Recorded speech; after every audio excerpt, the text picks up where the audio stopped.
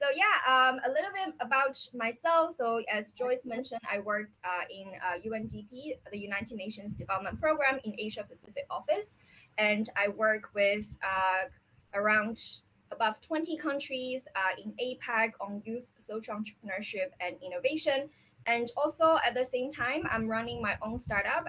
It has been a year from now. And actually, my startup journey started with Startup Weekend. And one of the most important things I've learned from Startup Weekend, it's one of them is Lean Canvas, of course, and then second one is customer validation. So this is one of the topic that after running, after working and running my own startup after years and years, this is one of the most important principles and things I keep practicing every day. So I'm really passionate and very, very, very think this topic is very, very important. Um, so um, so let's take a look at the customer validation. And I know that the weekend is always very, very packed for all of you. So if you are working on your project and everything, that's totally fine. You can just multitasking. I'll try to present it in a way as a podcast, so you can just listen.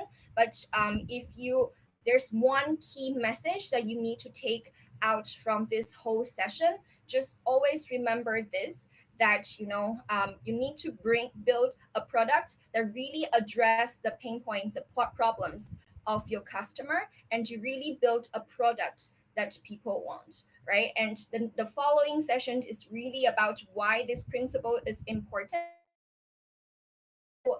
and some of the methods that you can do. So just remember this very, very, very, very important message for customer validation.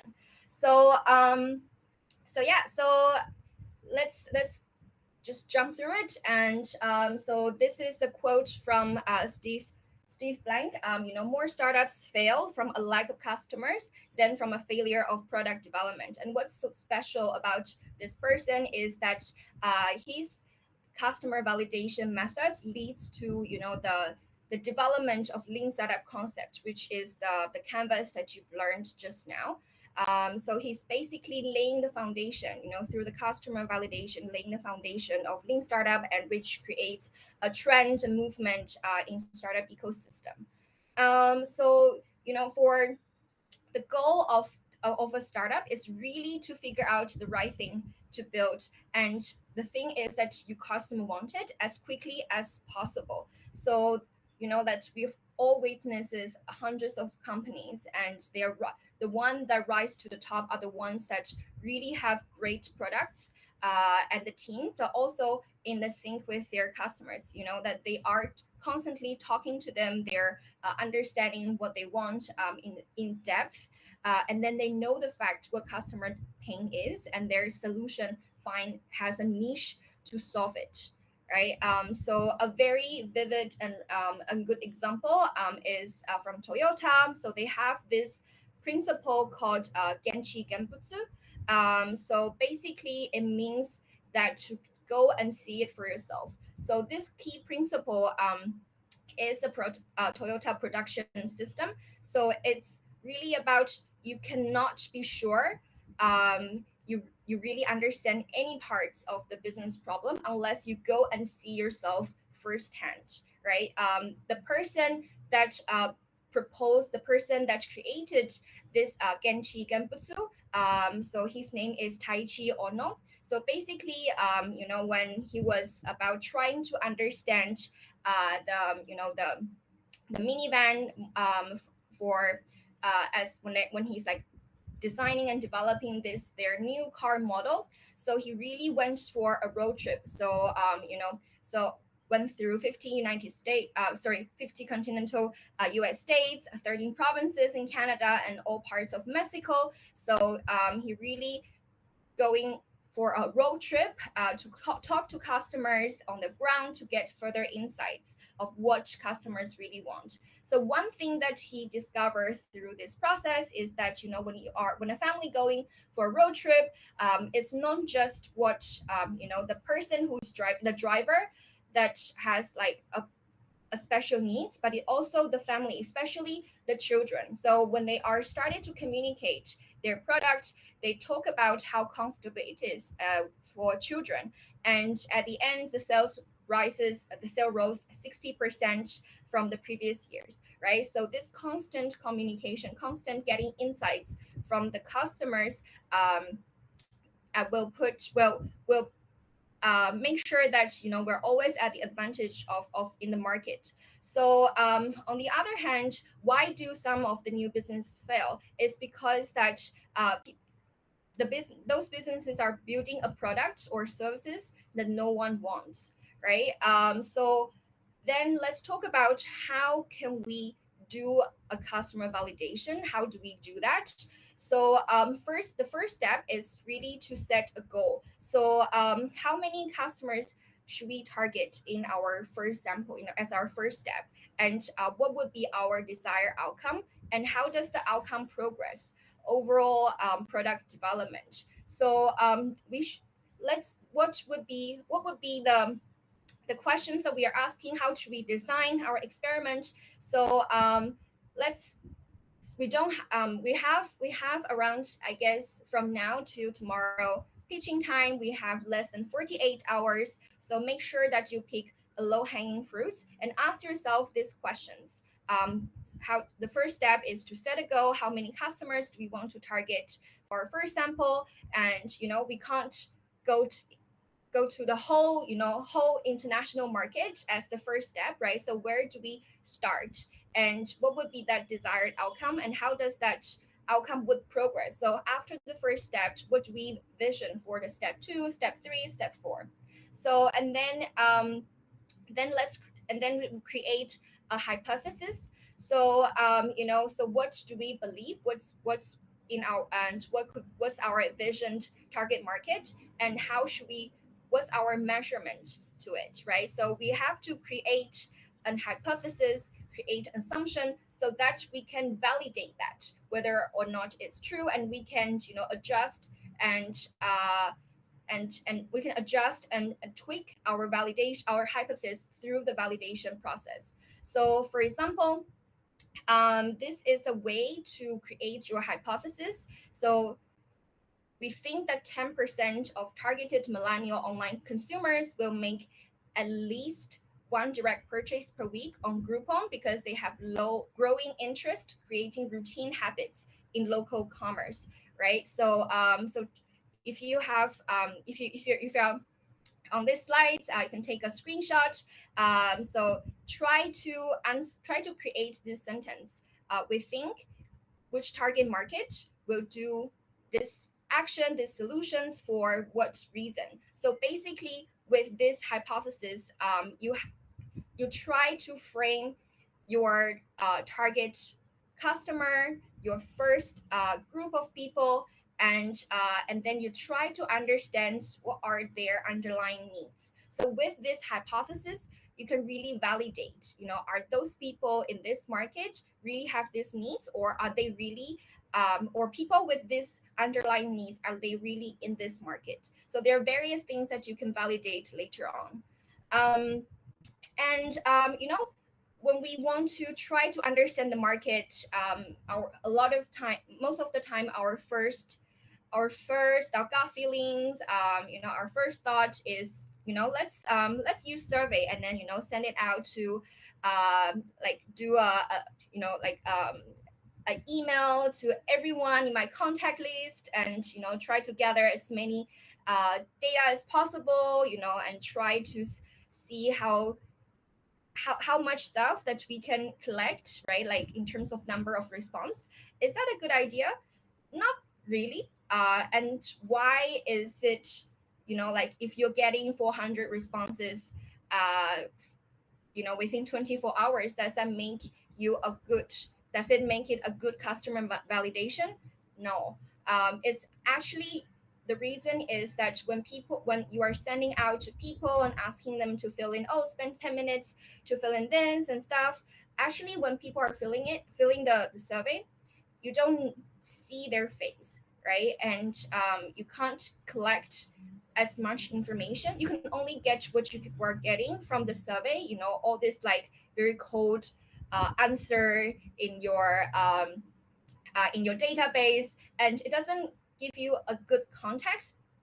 On top of that, it doesn't give you it doesn't give you good stories. It doesn't give you good stories for you to have very good insight to understand, and it doesn't let you put yourself into the shoes of the customers, of the people that you're trying to serve, you're trying to create product for.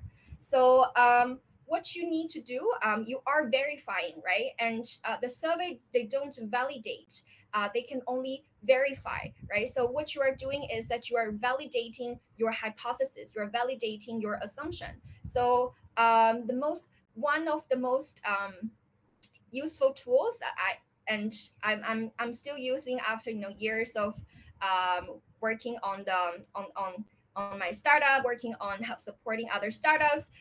One of the most useful tools is really to have conversation, is to really have interviews, is really to have to talk to people, is to really ask them. So if you can, try to think about, out of your contact list, make a list of people that you can reach out to and have some few conversation, and trying to get their stories, their experience, understand what are their pain points, what's their motivations, what's their value, and try to validate your hypothesis.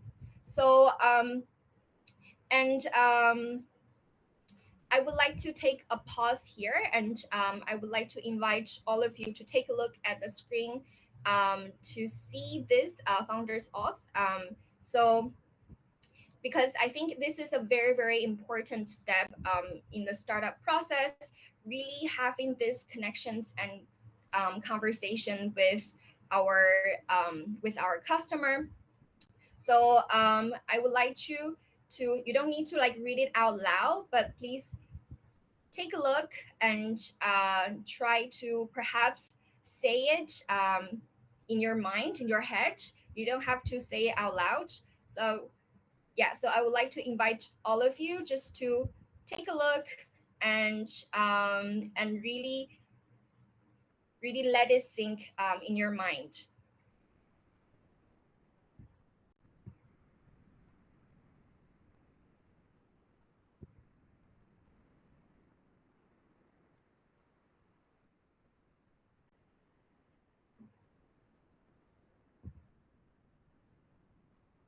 All right. Okay. So even though that I've done this multiple times, so let me just also do it again. Linka swear to never use online forms when validating a new product or feature. The issue with online forms is that I need to see the face of my customers. I need to listen to them with my heart.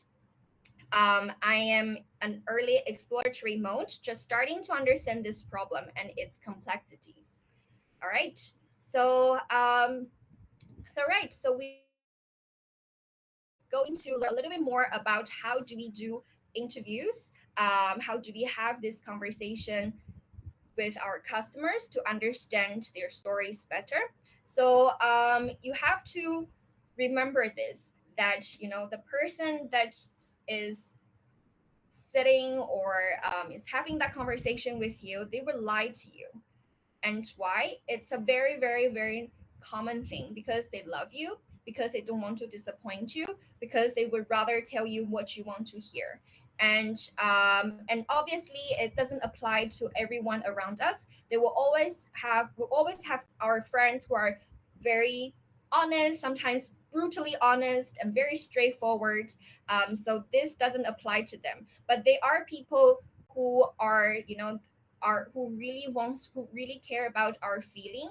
They don't want to, for example, demotivate us. They don't want to say something that would discourage us, so they will sugarcoat their honest feedback. So then the thing is that, how do we design an interview? How do we design our questions in a way that even our mom cannot lie to us? And that is called the mom test, right?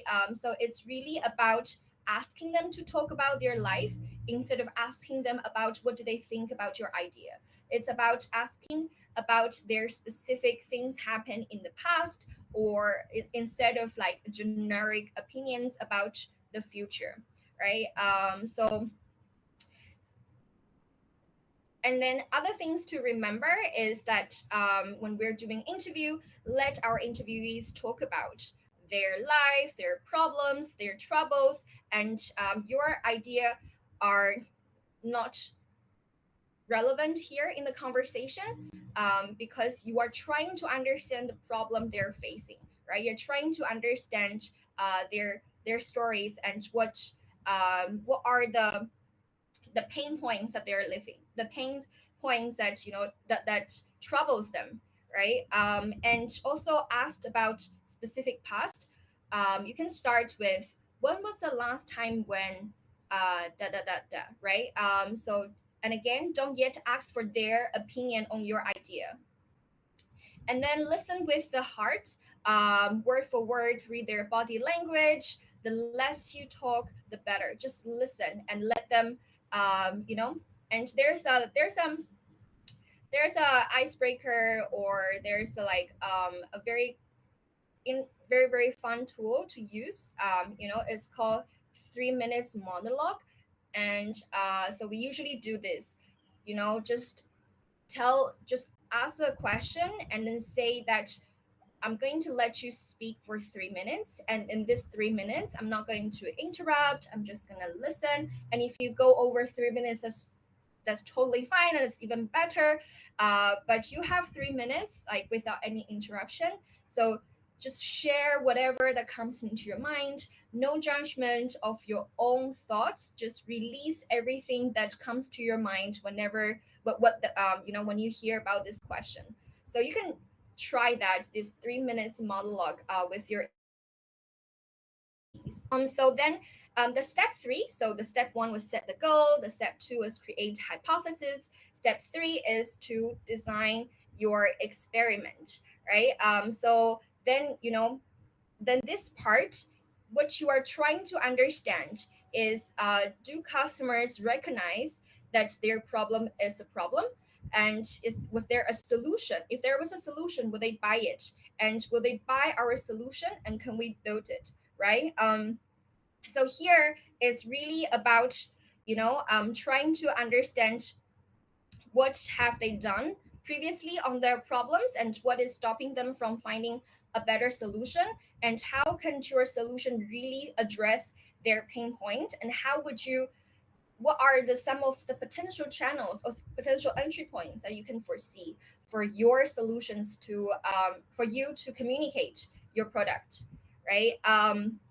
So then, what is important here is that, things to be included is that, understand your market size. How many of them are, how many of, what are your market size of customers, and how much would they pay for the value that you're bringing to them, and how accessible it is for your product to be, right? So like for example, if you're interviewing, and I know this weekend the topic is super amazing. I really love all of them. It's about sustainability, it's about woman empowerment, vulnerable community, etc. So for example, if you're working with vulnerable community, let's say, some of the community that I'm working with, like they're indigenous communities, right? They are living in the mountains. Most of the time, they don't have signal, they don't have Wi-Fi, they don't have a mobile phone. They're living in a community that is very close to nature, right? So if I'm bringing something, let's say if I'm bringing online courses, and I want to design online courses for indigenous community, is that accessible at all to them, or should I put them in as an offline copy, and and try to find a way how can that be accessible to them? So yeah, so it's accessibility is definitely something that later on you will have to consider, for especially when you are talking about your channels to customers, you're talking about your marketing strategies. So Right. So another quote from Steve Blank. So no facts exist inside the building, only opinions. So that's important. That tells sorry that means that if you're just sitting at our desk and trying to assume, imagine what our customers are like and what do they want, we can never get into the fact. We can only get what we can get is just our imaginations and assumptions. So it's really about going out, talking to customers. And I know that in the time of COVID, going out and talking to people is not really going physically out, unless in, I guess, in your locations it's easier to do that. Otherwise, going out, reaching out to people, from and schedule a Zoom conversation. So yeah, but do try to have this person to person interview. So um, so then the next part, there's there's some questions, right? Like that we in our, how to say, our intuition, or like when we're thinking about designing questions that we want to ask our interviewees, like it's very very tempting to ask questions like this, right? If we build a product that solve da da da problem, would you use it? How much would you pay? And would you like to use existing solution better if I did this and that, right? But never do that. Right?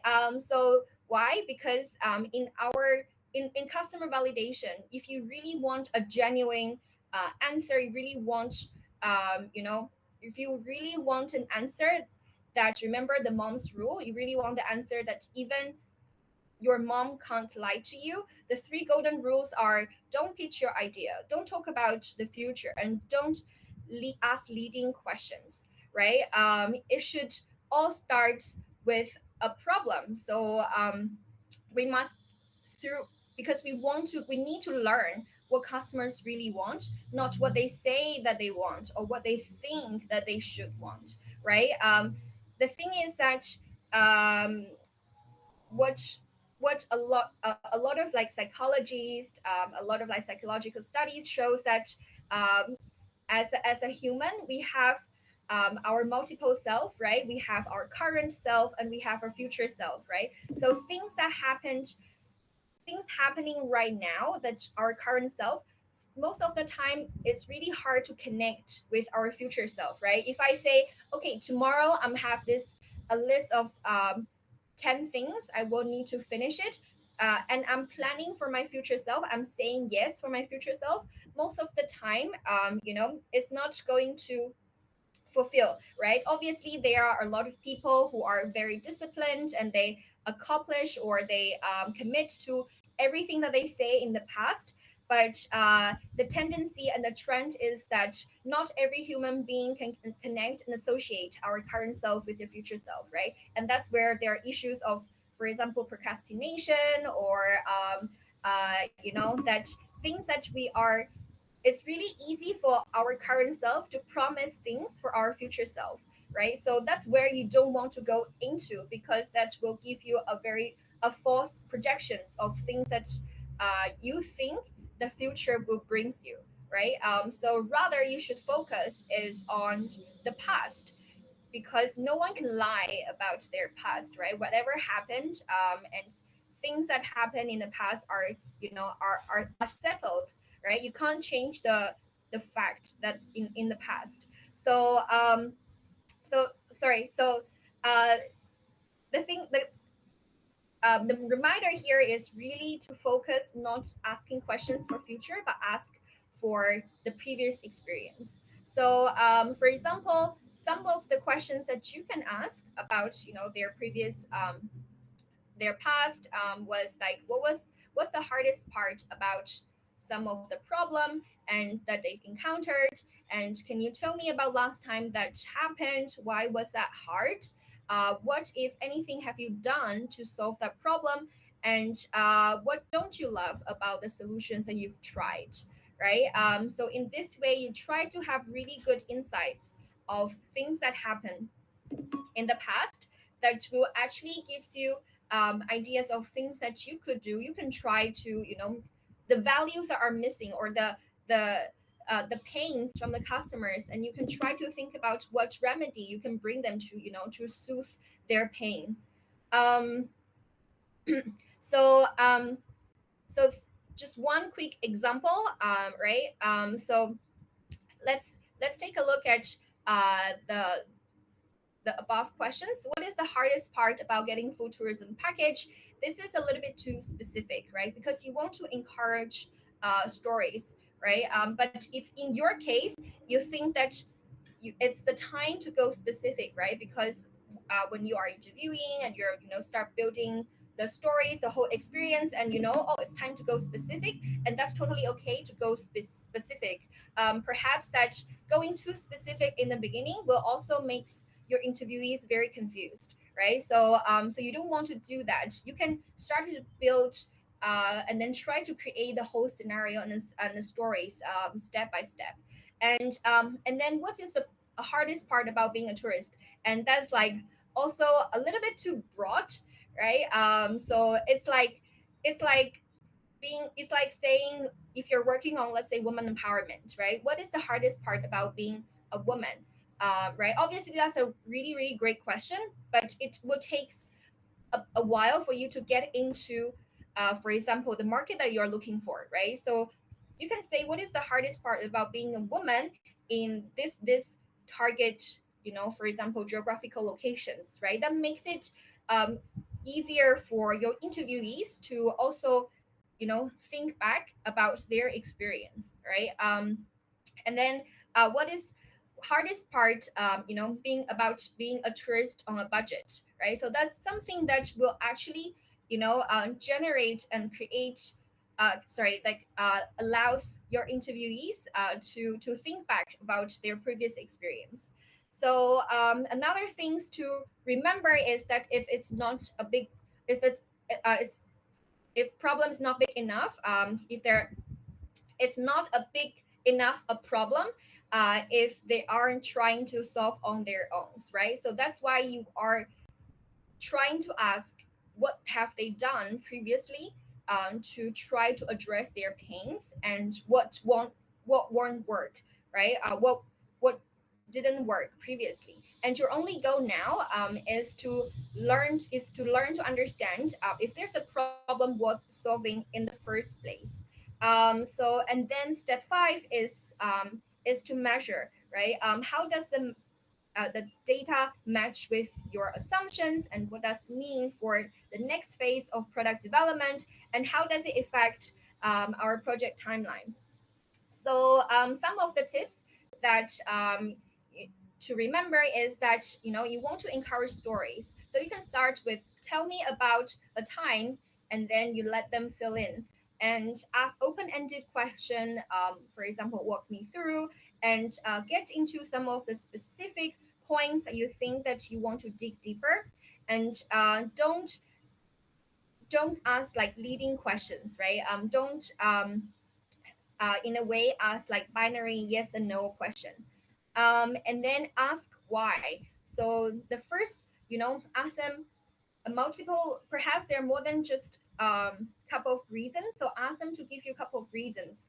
Tell ask And then, don't how to say, elaborate your questions too long. You don't need to like give the whole pictures or the whole background of the issues that you're trying to look into it, because you are asking like personal experience, right? And then ask about past or present, and again, don't ask questions about the future, right? And the the most important thing is that don't ask a binary, the leading questions about future, and give them some time to answer. Be patient, and yeah. And then don't cut it, and don't get too excited. Just let the interviewees speak. Give them time to answer, look for inconsistency. If there is something that you notice that the interviewees are inconsistent, try to dig deeper into that, and don't be afraid of silence. That means that they're thinking, right? Give them time. So the The principles to remember about customer validation is that it has to be experience based data from real customers to make informed decisions, right? Okay, so if there's only one takeaway you can get out from this workshop, remember this: you are trying to get experience data from real customers to make informed decision. Okay, so all right, so let's see how to do this. So basically, what is happening following is that there are a set of questions. They are good and bad questions, and will be shown on screen. And if you, okay, so I think their reaction button. So on your screen. So if you think this is a good question, so you can give like a heart. If you think this is a bad question, you can just give a random reaction, emoji reaction. And okay, let me see. Right, yes, you can like give a question mark. You can give like a random emoji, but if you think if this is a good question, you can give a heart. So yeah, just let's do it. And I'm gonna show the question on the screen, and it's a way for you to do a quick self-assessment to see how, if you understand some of the principles for customer validation. Okay, so let's start. Okay. The first question: is this a good question? Do you like this new idea that I have? Okay. Okay, I can see some of you giving the right reaction. Oh, this is so cute. Okay, all of you are correct. This is a wrong way to ask the questions, right? Because it doesn't matter if they like it or not. Do they actually have the problem? Is something that you should be after, right? Okay, next question. Would you buy this product or service? Is it a good question to ask?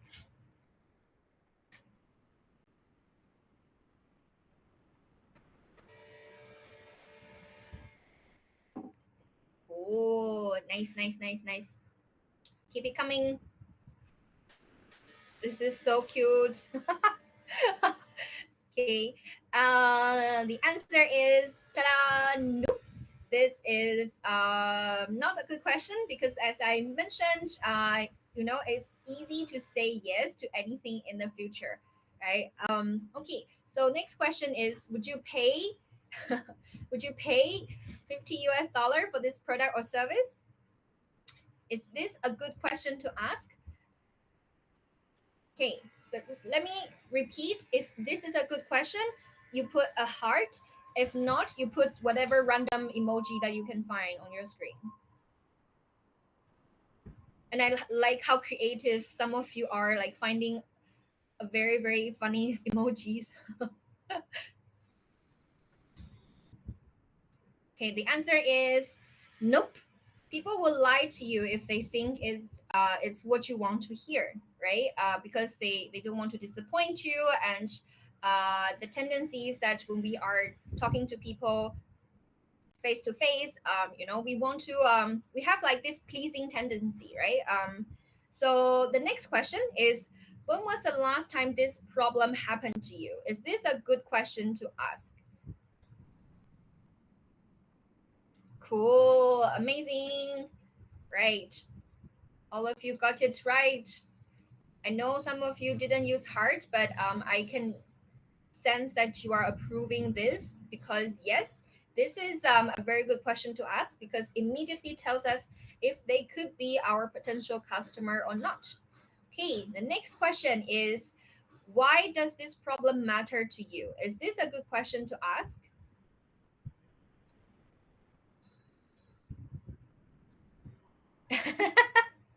So cute. Very creative way of say using hearts. Okay, so yes, this will allow you to understand their goals, problems, reality, etc. So the next question is: what was the result of you having this problem? Is it a good question to ask?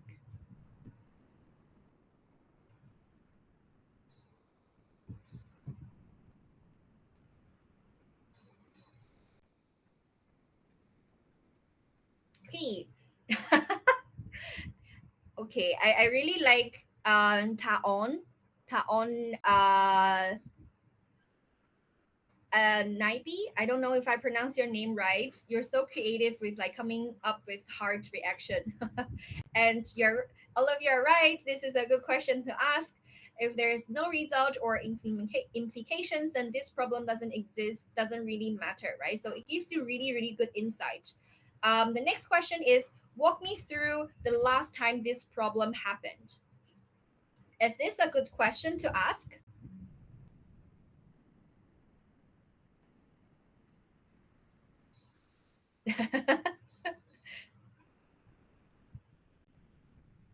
Okay, so yes, this is also a good question to ask. Just give so it gives you a understanding of their journey. So the next question is, how did you try to solve this problem?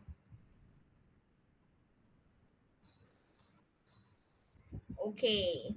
Yes, yes, yes, yes. This is also a very good question to ask. If they haven't looked for ways to solve it already, then they're not going to look for or buy your products, right? So it gives us really good insight. Okay, so I think this is the last question. Do you know anyone else that has faced this problem? Is this a good question to ask? Right. Yes. Amazing. Correct. So yeah. So because first of all, you understand, this problem is not just it doesn't happen to one single person, into just one individual. You actually know that they are potentially more than just one person, right? But and then also at the same time they refer you to another possible customers, right? So this is also a very good question to include in your interview question design. All right. So then the next part is really to, you are going to talk to people about your potential customers, and you have your whole team to do this. So what you really need to do is to just divide and conquer, right? And really try to see what's how to meet your goals, right? So if let's say from now till the end of today, that you want to really get really good insights, and you have like a good 10 hours, right? So in this 10 hours, how many people can you interview, and how many teammates do you have? Each person can interview how many per people, etc., etc., to divide and conquer it and try to meet your goal. All right, so let's go with interviews, and make sure that that you keep all these things in mind. Once again, do they have the problem that you're trying to solve? Are they trying to solve and try to get rid of this problem? How much money are they are investing already in solving this problem? Okay, so also one few reminders are, the first assumptions are never perfect, so don't stick to it, don't like hug it too tight. Sometimes it's okay to let go of your first assumption, and it's important to adjust and try to generate from the insights you collected from your interviewees. Close the loop faster. You can develop an organized system, the faster you'll be able to develop your product. Okay, so in summary, survey don't validate, they can only verify. Go interview customers to validate if they have this problem, and apply the mom test. Design the questions that in a way that no one can lie to you. Okay, so that's all for today's customer validation workshop. And again, just to iterate what we say in the beginning, if there's only one thing that you can take away from this workshop, make sure that everything that you do, you are addressing the pain points, the problems of your customers, and you are building the products that people want. That's all for this workshop. Thank you so much.